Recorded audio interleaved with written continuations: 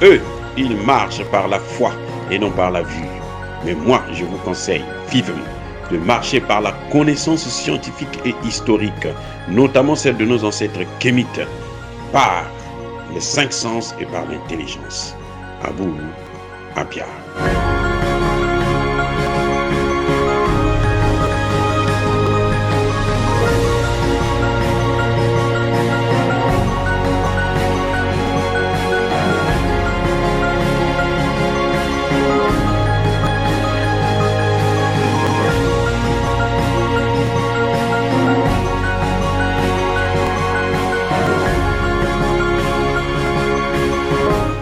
Otep à tous, bienvenue sur la chaîne des panafricanistes par essence, par conviction et par excellence. Celle des citoyens kémites par nécessité et obligation de combat. Nous sommes une chaîne qui n'est guidée que par nos ancêtres et rien que par les ancêtres qui appartiennent à l'égrégore du monde noir. Par conséquent, nous ne croyons en aucun dieu venu de l'étranger. Toutefois, cette vidéo n'est aucunement destinée à inciter à la haine ou à la violence, car nous menons un combat qui est d'abord et avant tout spirituel, intellectuel et démocratique. Ensuite, il est politique, géopolitique et géostratégique.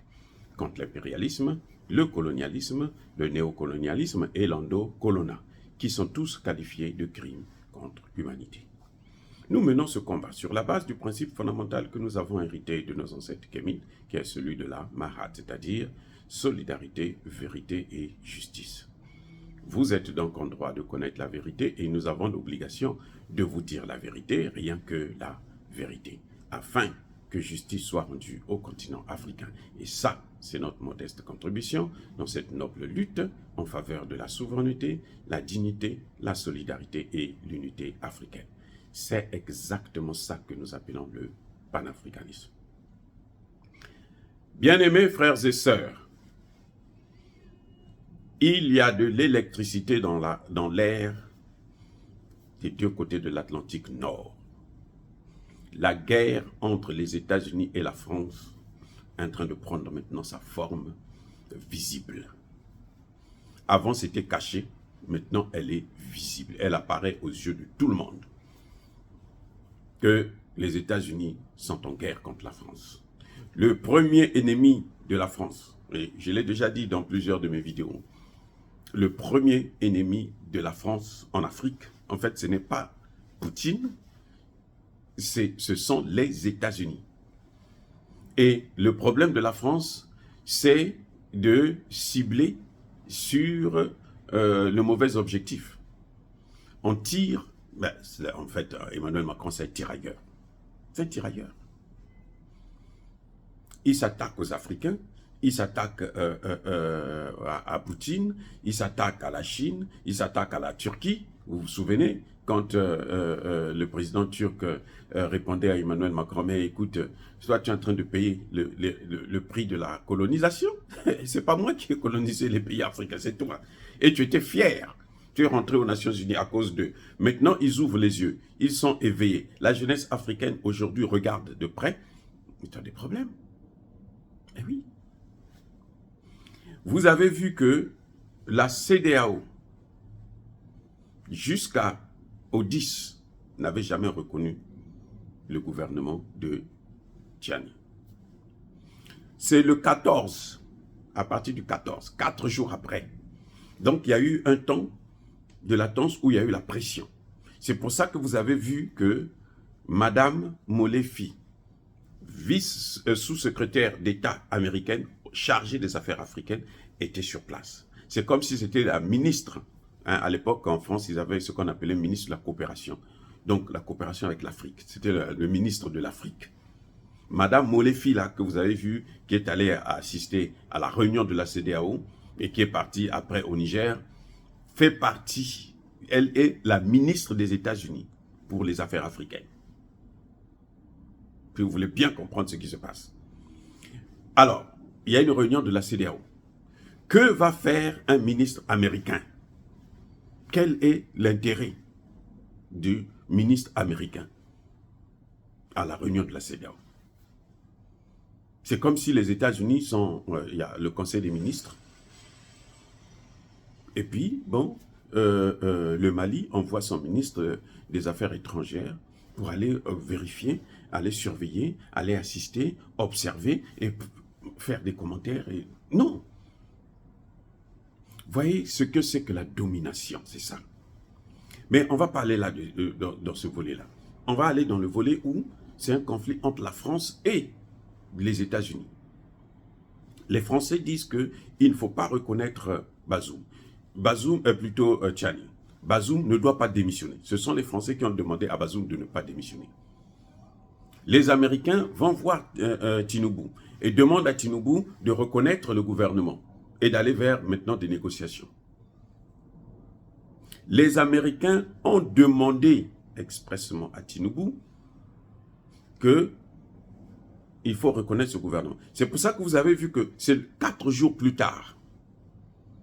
Et quand ils le reconnaissent, mais Molefi est où? Elle est au Niger déjà. Parce que si le dernier communiqué de la CEDEAO, où il disait que maintenant, à partir du 10, le Bazoum n'est plus président. Déjà, je vous avais fait une remarque. Mais attendez, ces gens-là, ce sont des imbéciles. Comment peuvent-ils attendre 5 mois pour reconnaître qu'il y a un coup d'État qui est consommé? 5 mois. Mais c'est qu'ils ne sont pas idiots, ils sont vraiment, vraiment idiots. Des gens intelligents, des gens qui ont un cerveau, ils ne peuvent pas en arriver là. Or, eux, ils le faisaient parce que la France tirait les ficelles. C'est la France qui demandait à la CEDEAO de ne pas reconnaître le gouvernement de Tchani. C'est la France qui a milité pour que le gouvernement de Tchani ne puisse pas intervenir au niveau des Nations Unies lors du dernier sommet de l'ONU. C'est la France qui a boycotté la présence du Niger dans toutes les institutions internationales. Et là, maintenant les États-Unis disent non, mais c'en est trop. Ça suffit. Vous n'êtes plus aux commandes, vous êtes déjà partis. Maintenant, c'est nous qui sommes aux commandes. Et les États-Unis demandent maintenant à Tinubu de reconnaître ce gouvernement. Voilà pourquoi il y a eu cet écart. Parce que même quand il dit le 10, le communiqué sort le 14. Il y avait un communiqué qui était sorti le 10 même. Ils n'ont pas parlé de ça. C'est celui du 14, dans lequel ils font état de la reconnaissance du coup d'État consommé. Et que, Bazoum n'est plus président. C'est l'influence des États-Unis. Pourquoi cette influence? Comment les États-Unis ont pu influencer le Niger? Je ne dis pas que la décision est mauvaise. Je dis pourquoi les États-Unis ont influencé. Mais parce qu'ils ont un poids, ce sont eux qui financent, qui investissent au Nigeria. Et le Nigeria a eu peur que les États-Unis puissent retirer leur investissement. Ce n'est pas pour rien que je parle de ça. Le Nigeria a eu peur que les États-Unis retirent leur investissement. Donc, qu'est-ce qu'ils font? Eh bien, ils sont obligés d'obtempérer. Voilà pourquoi l'option militaire, qui n'est pas terminée, parce que les Français sont toujours en train de préparer la guerre au niveau du Bénin. Le Premier ministre du Niger l'a reconnu.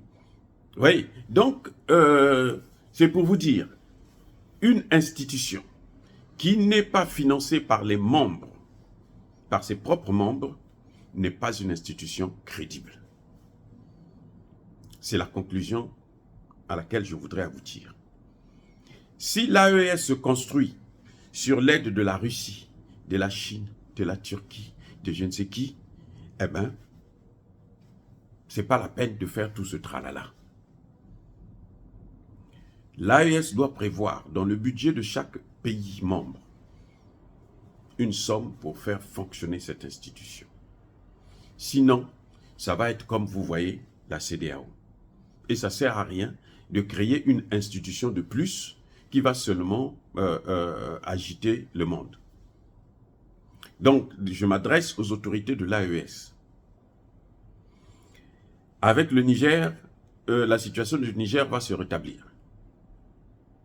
Mais il faut se méfier des investissements des étrangers. Il faut plutôt miser sur le partenariat. Parce que lorsque un pays vient investir chez vous, comme les États-Unis investissent au Nigeria, les États-Unis peuvent faire couler tout le pays.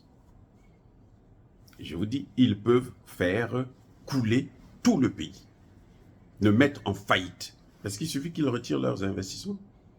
Or, si vous êtes dans le cadre d'un partenariat gagnant-gagnant, eux, ils investissent, vous investissez, il n'y a pas une entreprise qui est à 100% étrangère, une part pour l'étranger, une part pour les nationaux, pour l'État, et d'ailleurs, la grande part doit être pour l'État. C'est la meilleure des choses. Parce que nous, ce que nous voulons, nous, c'est la technologie. On achète la technologie. On fait venir des experts qui vont venir travailler pour nous. Mais maintenant, c'est pour ça qu'il faut qu'on ait notre propre monnaie pour investir. On n'a pas besoin de passer par le troc ou bien d'attendre de faire intervenir la France dans ce domaine-là. Sinon, nous serons toujours à genoux. Ils vont toujours nous bloquer. Donc, c'est la leçon que je voudrais tirer de cette situation où la CEDEAO est dirigée et le président de la CEDEAO, les Français avaient mal fait, avaient misé sur Tinubu. Ce sont les Français qui l'ont placé là. Mais ils se font rattraper par leurs erreurs. Voilà. Donc, je crois qu'il faut que nous, nos dirigeants, puissent tirer les leçons. On ne peut pas continuer comme ça. D'où l'obligation de l'AES d'avoir sa monnaie le plus rapidement possible. Parce que c'est avec cette monnaie, avec leur argent, qu'ils peuvent investir et ne pas attendre les investissements des autres. Et aller chez les autres pour acheter, pour prendre la technologie. Donc, vous faites venir des experts, des ingénieurs pour former les vôtres afin de gérer vos investissements. C'est comme ça que ça devrait se passer. Dire cela, c'est inciter à la haine ou à la violence. Non. La CEDEAO appartient aux États-Unis. Les Français ont perdu la main. Soyez bénis, je persiste et je signe. Soyez abondamment bénis par le Dieu des Kémites et par nos ancêtres angélisés.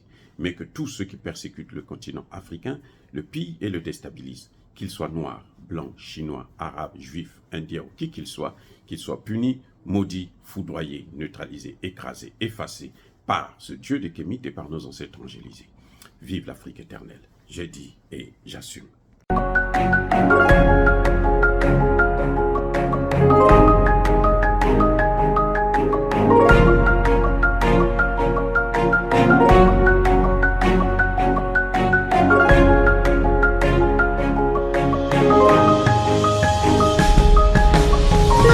Bien-aimés frères et sœurs, vous connaîtrez la vérité et la vérité vous affranchira. Ça, c'est pas moi qui le dis, c'est la Bible qui le dit. Mais moi, je vous dis mieux. Vous connaîtrez la vérité historique, notamment celle de vos ancêtres kémites, et vous aurez une vision globale de ce que c'est que la vraie souveraineté politique. J'ajoute, vous reviendrez à la spiritualité africaine ancestrale et vous comprendrez les enjeux de l'indépendance économique. Et pour terminer, vous accepterez votre identité culturelle kémite et vous obtiendrez deux choses. La première, c'est la paix. La seconde, c'est le développement, à une condition. L'unité de toute l'Afrique noire, l'unité de tous les Noirs du monde entier.